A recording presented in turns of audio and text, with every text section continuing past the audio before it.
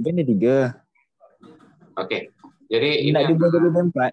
Langsung naik. di on off kan dulu ya yang Mulai. ini ya. Ini kalkulus apa ini? Kalkulus Muhammad Lukman Hakim di mute. Oke. Saya terpaksa mute ya. Jadi ini adalah materi yang ke minggu keempat, yaitu survei garis dasar terkait alat ukur sudut ya. Kita akan mempelajari apa saja yang akan kita operasikan selama minggu keempat ini. Jadi alat ukur sudut itu dibagi menjadi beberapa generasi ya. Oke, kita akan mempelajari tentang apa itu teodolit ya. Teodolit adalah instrumen atau alat yang dirancang untuk pengukuran sudut, yaitu sudut mendatar yang dinamakan dengan sudut horizontal dan sudut tegak yang dinamakan dengan sudut vertikal, di mana sudut-sudut tersebut berperan dalam penentuan jarak mendatar dan jarak tegak di antara dua buah sudut di lapangan. Oke, ini masih ada ya.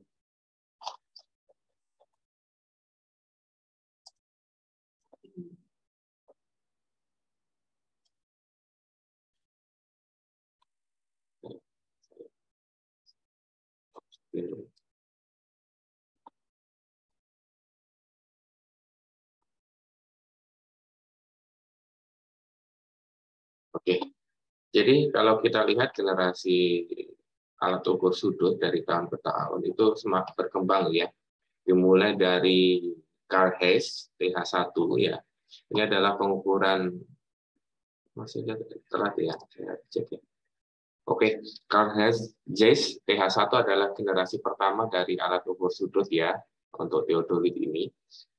Nah, dia terdiri dari dua bagian utama. Ini sudah ada, yaitu busur pada sudut horizontal dan vertikal ya, sehingga alat ini bisa digerakkan secara horizontal dan secara vertikal. Oke, kemudian berkembang menjadi orthophenosound ya. Alat ini berkembang menjadi dia memiliki alat yang lebih presisi lagi ya. Jadi perputaran dari teropong ini dapat digerakkan vertikal 360 derajat ya. Selain dia tetap mempertahankan bacaan teropong horizontalnya ya sebesar 360 derajat. Kemudian berkembang lagi menjadi Van Kessel ya. Van Kessel ini perkembangan dari orthophenosound di mana untuk teodolit jenis ini ya. Untuk teodolit jenis ini itu sudah ada pengembangannya ya, di mana alatnya terbungkus dengan casingnya. Casingnya berbahan logam ya, sehingga dia akan kuat terhadap benturan dan sebagainya. Akan tetapi alat ini memiliki kelemahan, yaitu dia bobotnya sangat berat ya, sehingga ketika kita membawanya cukup memberikan dampak yang cukup besar juga karena berat ya. Kemudian berkembang menjadi teodolit T0. T0 itu adalah teodolit yang dia bentuknya sudah mulai kompak, tapi ketika pengembangan T0 ini, perkembangan yang terjadi adalah dia dapat melakukan pengukuran 0 derajat arah utara, akan tetapi bayangan yang ditampilkan oleh teropongnya itu adalah terbalik ya, normal terbalik. Kemudian hal ini diperbaiki dan dikembangkan pada generasi teodolit T1. T1 ini adalah pengembangan dari teodolit T0 dengan lensanya yang tidak terbalik, jadi yang tegak ya, normal dan tegak. Kemudian teodolit T1 ini sudah digunakan cukup lama ya, sampai akhirnya muncul teknologi terbaru yaitu teodolit digital.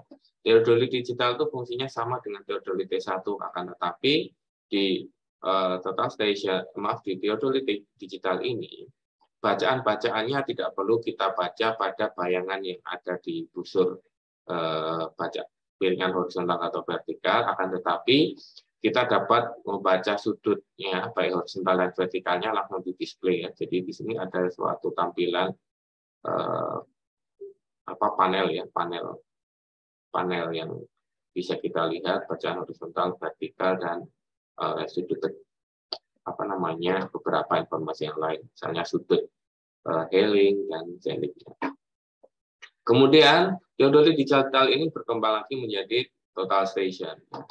Jadi total station ini dia merupakan pengembangan dari teodolit digital. Fungsinya sama, namun berkembang. Tidak hanya dapat melakukan pengukuran vertikal dan horizontal, tidak hanya melakukan pengukuran sudut vertikal dan sudut horizontal, tapi alat ini mampu digunakan juga untuk melakukan pengukuran jarak secara elektronis.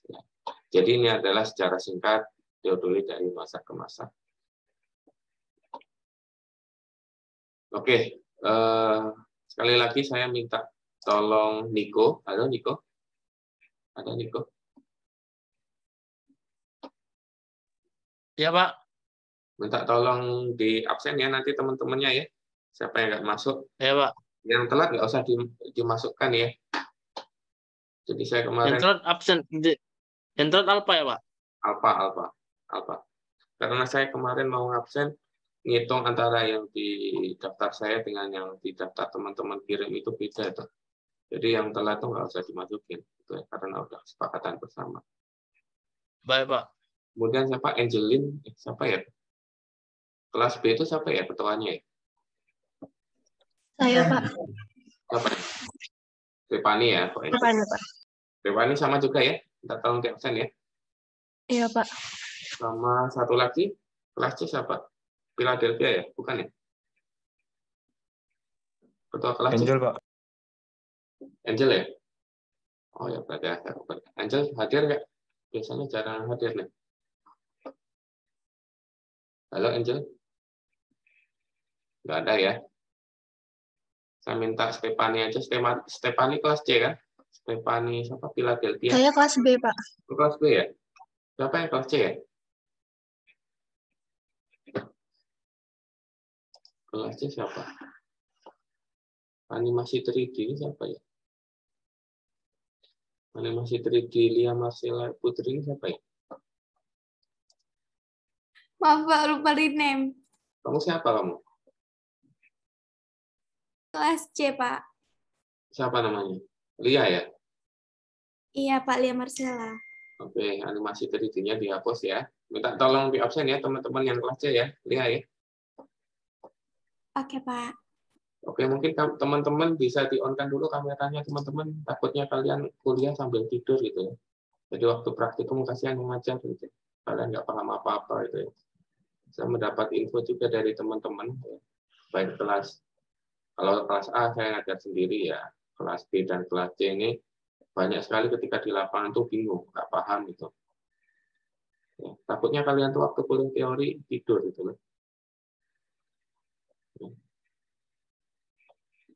Jadi supaya teman-teman setidaknya memperhatikan lah. Meskipun saya nggak bisa mantau berkelanjutannya. Karena saya mendapatkan evaluasi nih yang dari pengajar kelas B dan kelas C nih. Pak ini mahasiswanya apa nggak dibekali materi itu. Saya ada pembelajaran secara sinkron dan asinkron ya. Yang lain masih belum di-on-kan kameranya?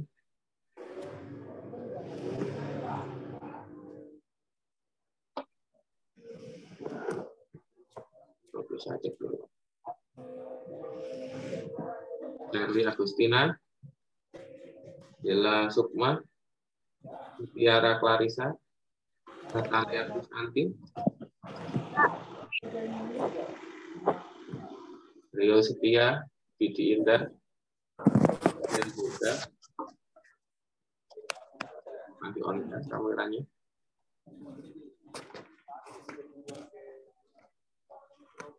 Belum yang lain nih. Oke.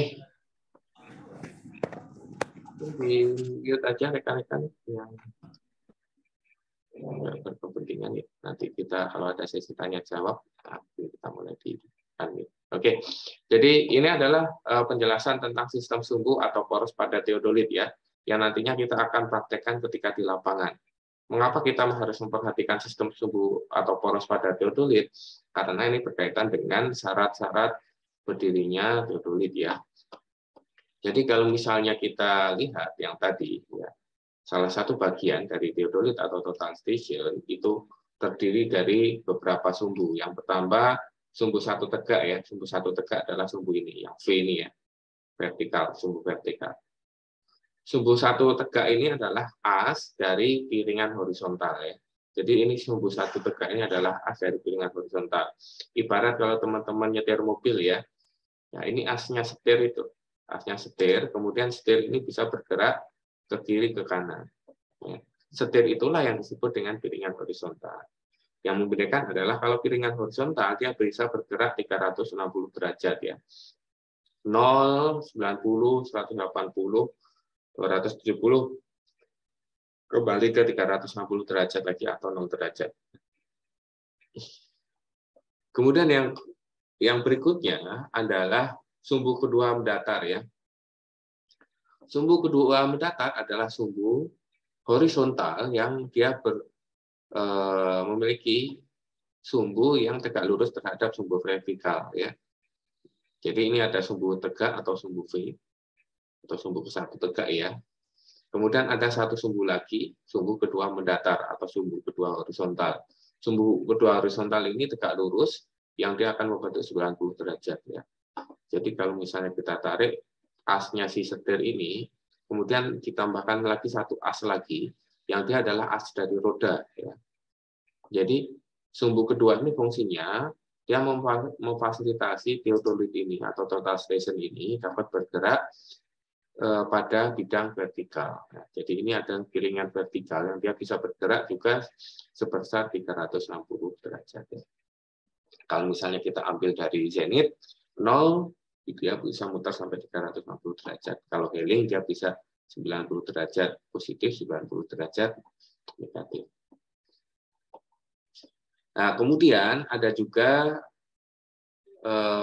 satu sumbu, sumbu arah garis bidik teropong itu juga tegak lurus terhadap sumbu satu dan sumbu kedua. Nah, sumbu teropong ini itu digunakan sebagai sumbu optik atau tempat teropong ini. Ya. Ini adalah syarat-syarat teodolit yang harus rekan-rekan perhatikan sebelum rekan-rekan nantinya akan melaksanakan praktikum ini. Ya. Yang pertama adalah syarat-syarat utama yang harus dipenuhi alat teodolit sehingga siap dipergunakan untuk pengukuran yang benar adalah sebagai berikut. Yang pertama adalah sumbu satu benar-benar tegak ya, atau vertikal. Jadi ini harus benar-benar tegak. Makanya itu kita perlu yang melakukan yang namanya centering. Centering itu nanti kita akan praktikum, akan praktekkan ya. Nanti mungkin kelas C ya, besok kelas A ya, dan lusa kelas B. Kemudian yang berikutnya adalah sumbu kedua harus benar-benar mendatar ya. Sumbu kedua ini kan dia harus tegak lurus sumbu satu, di mana sumbu satu itu kan dia pasti vertikal ya, harus vertikal. Kita atur sedemikian rupa dengan metode centering. Kemudian sumbu kedua benar-benar mendatar, kita atur dengan menggunakan leveling. Jadi levelingnya adalah supaya alat yang kita gunakan pada level yang mendatar. Maka pada ketentuan sumbu kedua harus benar-benar mendatar ini, kita harus menggunakan NIVO atau gelembung yang konsepnya seperti pada waterpass ya. Waterpass pada bangunan dan gedung. Oke. Sebentar ya rekan.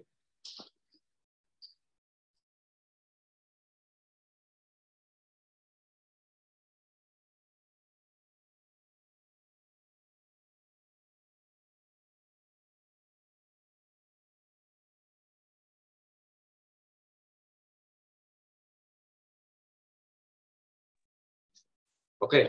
Kemudian yang ketiga adalah garis bidik harus tegak lurus sumbu kedua atau mendatar ya. Jadi ini garis bidik atau sumbu teropongnya. Nah, sumbu teropongnya itu juga harus tegak lurus terhadap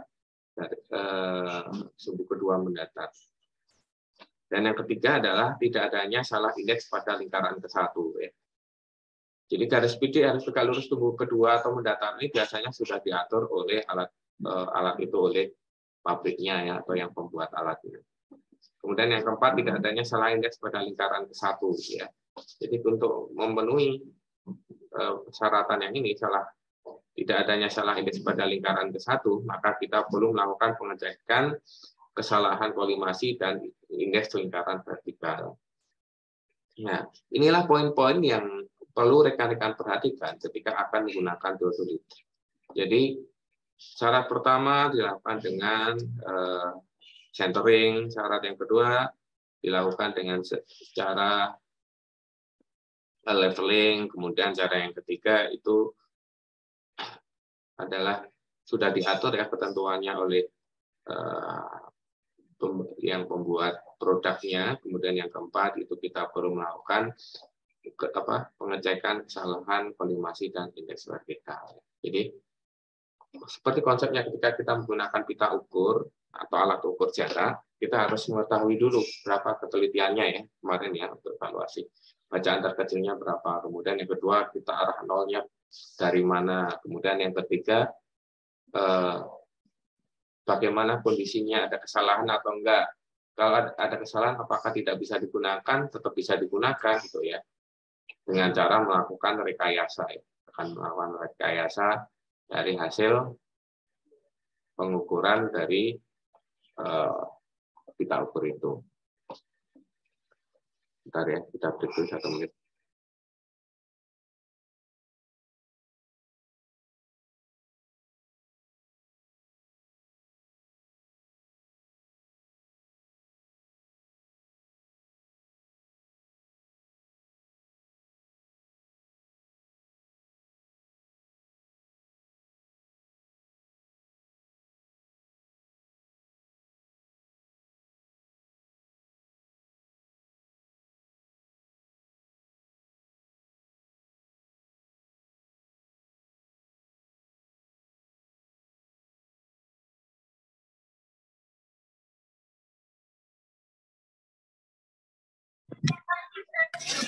Pak oi.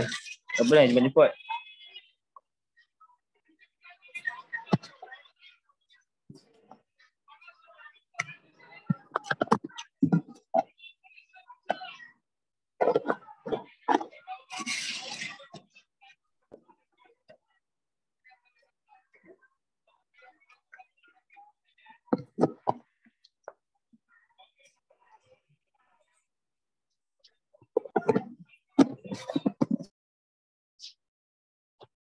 Oke, ini kita akan membahas tentang tingkat presisi alat survei berkaitan dengan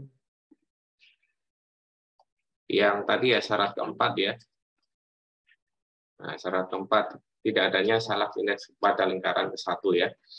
Jadi itu berkaitan dengan tingkat presisi alat survei ya. Sebelum melakukan pengukuran, perlu dilakukan pengecekan alat untuk memastikan bahwa alat yang digunakan terhindar atau bebas dari kesalahan sistematis ya. Kegiatan ini biasa disebut dengan kalibrasi alat ukur tanah. Ya, jadi teman-teman harus memperhatikan ini ya, dan perlu dicatat ya. Ada yang pertama adalah kesalahan kolimasi. Kesalahan kolimasi adalah kesalahan yang disebabkan karena garis bidik yang tidak tegak lurus dengan sumbu 2. Ya. Kita lihat. Seharusnya sumbu kedua itu kan harus tegak lurus terhadap sumbu ke-1 nih. Tapi kadang-kadang alat yang sering digunakan itu akan mengalami kesalahan ya, aus ya. Sehingga perlu dilakukan pengecekan. Maka untuk melihat berapa kesalahan yang disebabkan karena garis bidik yang tidak tegak lurus dengan sumbu kedua, itu bisa kita hitung dengan menggunakan persamaan kesalahan kolimasi. Kesalahan kolimasi atau yang kita notasikan dengan beta atau huruf seperti huruf B dalam notasi Yunani, itu sama dengan bacaan teropong pada posisi luar biasa dikurangi bacaan teropong biasa dikurangi 180 derajat yang hasilnya itu kemudian dibagi dengan 2. Apa itu bacaan teropong luar biasa? Bacaan teropong luar biasa adalah suatu bacaan teropong yang posisi dari pengaturan skrup-skrupnya itu berada di sebelah kiri. Tapi kalau bacaan biasa, dia posisi teropong pada posisi yang normal. Terus semua pengaturan skrup-skrupnya berada di sebelah kanan. Ya, nanti akan kita bahas bagaimana sih bedanya posisi teropong luar biasa dan biasa. Kemudian kalau kita sudah mendapatkan berapa kesalahan kolimasi, yang akan kita lakukan selanjutnya adalah melakukan pengoreksian. Ya, kita hitung berapa kesalahannya, baru kita bisa melakukan koreksinya. Cara koreksinya bagaimana? Nilai beta ditambahkan pada bacaan terakhir lingkaran horizontal, yaitu nilai LB, dengan cara memutar skru penggerak halus horizontal menuju sudut yang dimaksud. Setelah ditambah nilai kesalahan kolimasi. Ya, akibat dari penambahan beta, maka garis bidik teropong akan bergerak dan tidak membidik pada sasaran seperti awal, ya, karena sudah dikoreksi. Sehingga teropong harus diarahkan kembali pada target dengan cara memutar skru koreksi diafragma kanan dan kiri pada teropong, sehingga dia akan menuju ke titik yang kita bidik sebelumnya. Oke, yang nanti kita praktekkan di lapangan adalah pengukuran kesalahannya saja dulu, ya, pengukuran kesalahan kolimasi, dan nanti ada penjelasan tentang kesalahan indeks vertikal. Ya, kemudian untuk cara koreksinya adalah sedikit materi tentang bagaimana kita memperbaiki kesalahan kolimasi itu, kemudian cara pengoreksiannya. Tapi untuk kewenangan pengoreksian ini hanya bisa dan boleh dikerjakan oleh yang sudah punya sertifikasi, ya. Jadi teman-teman tidak sampai ke bagaimana cara mengoreksinya. Jadi kita itu hanya sampai ke sebatas kesalahan kolimasi saja. Kemudian yang kedua adalah tingkat presisi alat survei. Yang kedua adalah kesalahan indeks vertikal. Kesalahan indeks vertikal adalah kesalahan yang terjadi apabila garis bidik teropong benar-benar mendatar, ya. Seharusnya garis bidik teropong itu kan mendatar, ya. Jadi ketika garis teropong itu benar mendatar, itu seharusnya itu dia nilainya 90 derajat atau 270 derajat. Akan tetapi kesalahan indeks vertikal terjadi jika teropong ketika posisinya benar-benar mendatar, namun hasil bacaan lingkaran vertikalnya tidak sama dengan 90 derajat atau 270 derajat, ya, bacaan zenitnya, ya. Ya, kalau misalnya teman-teman masih bingung apa itu zenit, silakan dibuka materi minggu kedua, ya, tentang sudut horizontal dan vertikal. Kesalahan indeks vertikal atau yang dinotasikan dengan B kecil itu bisa kita peroleh dengan cara 180 derajat dikurangi jumlah dari bacaan luar biasa plus biasa yang kemudian dibagi 2. Ya, jadi 180 dikurangi hasil bagi antara penjumlahan luar biasa plus biasa yang dibagi dengan 2. Setelah kesalahan indeks vertikal itu sudah kita hitung, ya, kemudian kita bisa melakukan pengoreksiannya. Pengoreksiannya adalah jika nilai kesalahan P positif, ya, maka koreksinya menjadi minus, ya. Jadi kalau kelebihan berarti dikurangi. Begitu juga sebaliknya, nilai koreksi P ditambahkan kepada pembacaan yang terakhir dengan cara memutar skru penggerak halus vertikal, sehingga akibatnya garis bidik tidak lagi mengarah pada target. Maka kembalikan garis bidik pada target dengan cara memutar skru koreksi diafragma atas dan bawah menggunakan pen koreksi, ya. Sekali lagi, untuk koreksinya itu tidak perlu rekan-rekan praktekkan ketika di lapangan. Yang perlu rekan-rekan perhatikan atau rekan-rekan praktekkan adalah melakukan pengukuran dan perhitungan untuk kesalahan indeks vertikal, ya. Perlu diingat bahwa untuk melakukan pengecekan kesalahan kolimasi, itu bacaan luar biasa dan biasa ini adalah bacaan sudut horizontalnya, ya. Tapi kalau yang kesalahan indeks vertikal berarti ini bacaan luar biasa dan biasanya itu adalah sudut vertikalnya.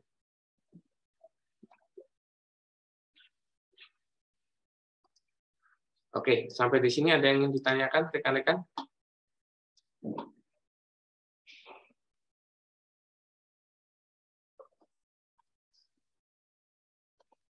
Oke, kalau tidak ada ini, ya, kita live meeting dulu, ya.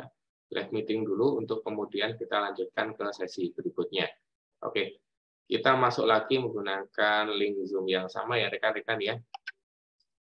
Oke, saya live dulu kemudian kita join lagi.